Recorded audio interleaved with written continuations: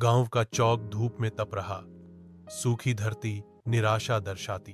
कमजोर जानवर पड़े हैं। उनकी कमजोरी गांव की दुर्दशा का एक गंभीर प्रतिबिंब है। बच्चों की पतली आवाजें भारी हवा को भेदती हैं। उनकी चीखें गांव को जकड़ लेने वाली भूख की एक कठोर याद दिलाती हैं। महिलाएं एक साथ झुंड बनाती हैं। उनकी साझा बेबसी सुनसान चौक में एक स्पष्ट भार है। ग्रामीण साध्वी निरंजना के आश्रम में एकत्रित होते हैं, सांत्वना और मार्गदर्शन की तलाश में।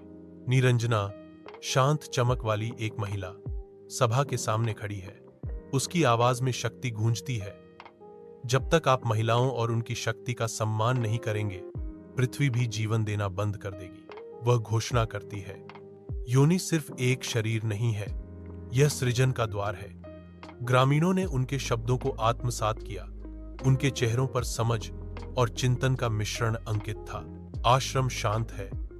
निरंजना का संदेश हवा में लटका हुआ है।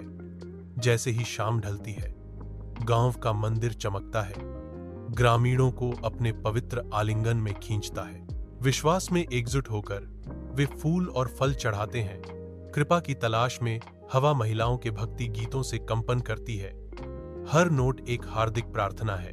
आध्यात्मिक प्रकाश में स्नान किया हुआ गांव क्षमा और नवीनीकरण चाहता है। सुबह की हल्की बारिश की कोमल स्पर्श के तहत जीवन गांव के खेतों में फिर से पनपता है।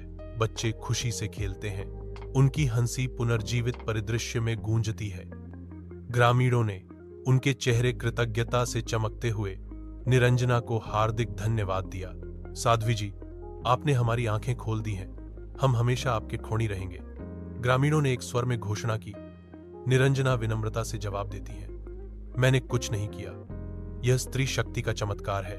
गांव फलता फूलता है, जो जीवन की पवित्र उत्पत्ति के प्रतिपुन खोजे गए सम्मान का प्रमाण है। सीख, स्त्री और उसकी शक्ति का सम्मान करना ही असली धर्म है।